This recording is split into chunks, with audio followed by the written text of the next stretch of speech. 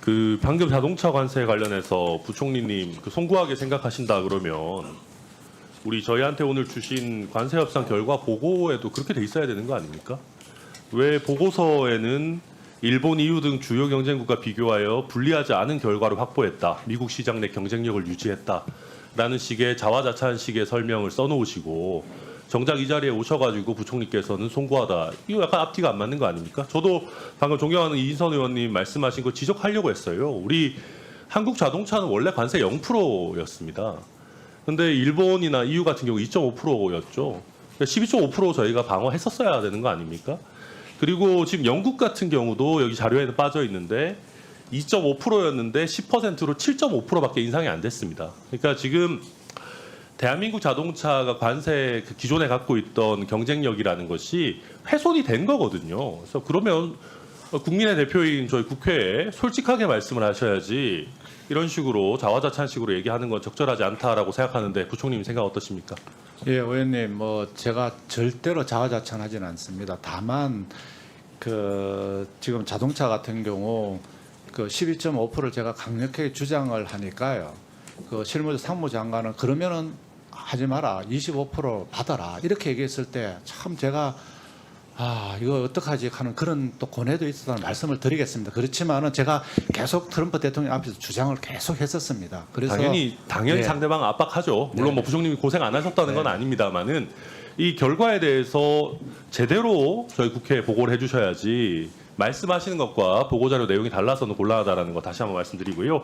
그 다음에 대미 투자 규모 관련해 가지고 말씀을 좀 드리겠습니다. 총 3,500억 달러 이렇게 하니까 잘 감이 안 오는데요.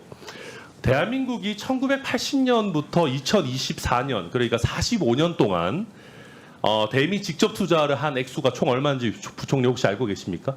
뭐 정확한 숫자는 잘 모르시겠죠? 그게 2,453억 달러입니다. 그러니까 우리가 지난 45년 동안 대미 투자를 한 것보다 1,000억이 더 많고요. 그리고 지난 45년 동안 대미 투자액이라는 것이 투자하고 대출을 다 합친 규모입니다. 그러니까 지난 45년 동안 했던 것보다 더 하겠다라는 거거든요. 그럼 이 3,500억 달러의 투자라고 하는 거를 얼마 기간 중에 해야 되는 겁니까? 이게 뭐 연간 어떤 배분이 있습니까? 아니면 트럼프 대통령 임기 중에 하는 겁니까? 이 기간이 언제까지입니까? 지금 아직은 그런 부분에 대해서는 이제 추가적으로 협상을 더 해야 됩니다. 해야 되고요.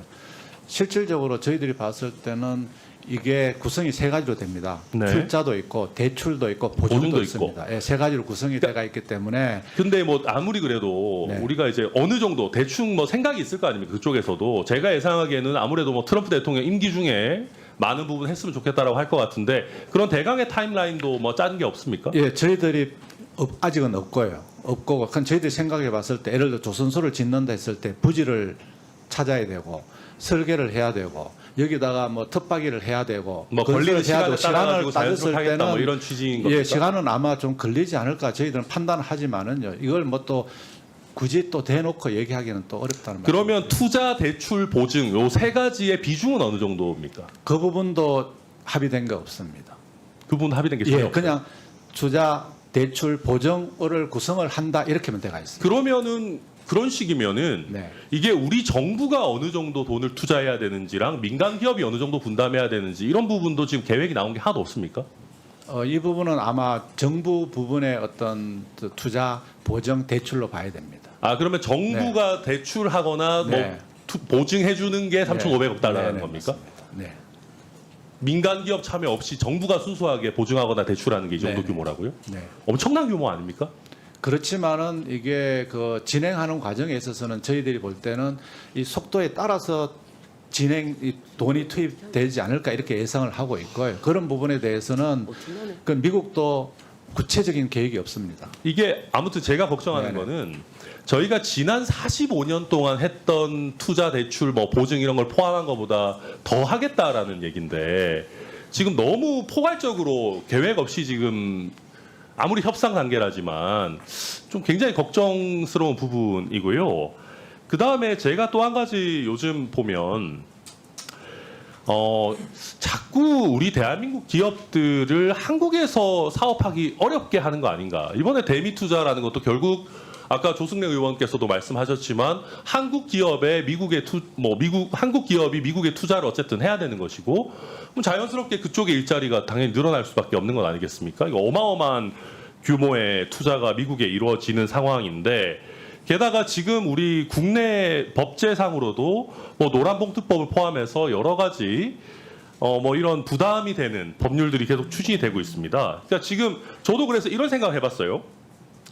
그게 조선업이 됐든 아니면 뭐 다른 어떤 산업 분야가 됐든 이 미국과의 관세 협상 때문에 우리나라 대기업 뭐 아니면 뭐 1, 2차 벤더 포함해서 민간 기업들이 미국의 투자를 확 늘려야 되는 경우들이 있을 거 아니겠습니까?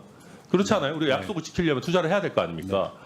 그러면 이번에 지금 개정되는 노란봉투법에 따르면 이렇게 해외에 투자할 때도 그것을 이유로 노동조합이 파업을 할 수 있잖아요. 그러면 우리가 국가 간 협상에 따라서 우리나라의 대기업들이 해외에 투자를 해야 되는 그런 상황 속에서 노조가 거기에 대해서도 파업을 한다. 이거 그러면 기업들 입장에서는 샌드위치로 끼어가지고 뭐 어쩌라는 거냐라는 얘기가 나오지 않겠습니까? 이런 상황, 지금 노란봉투법이 지금 통과를 목전에 두고 있는 상황 속에서 대책이 있으십니까?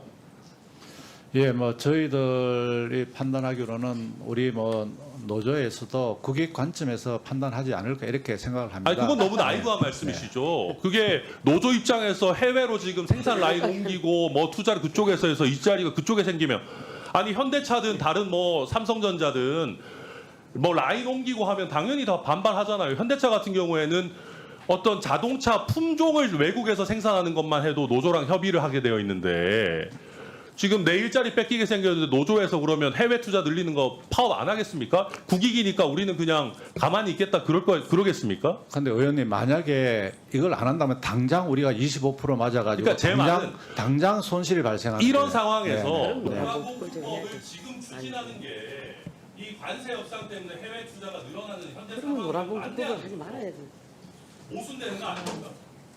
예, 뭐 노란봉투법에 대해서는 또 정부 내부에서 또 구체적인 매뉴얼도 만들고 이렇게 해서 대응하다고 저는 판단이 되고요. 답답하다. 지금 당장 의원님 말씀하신 대로 그걸 두려워해서 안 하면은 당장 우리 물건이 안 팔려서 당장 이렇게 피해가 온다는 점을 좀 관세 협상은 해야 네네 되는데 네. 이런 상황에서 어떤 경영상 판단, 해외 투자 이런 거에 대해서 파업을 할 수 있도록 문을 지금 열어주는 게 맞냐는 거죠. 제가 말씀드린 것처럼 그런 부분에 대해서는 아마 노조에서도 그 합리적인 생각을 하지 않을까 이렇게 생각을 하고 있습니다.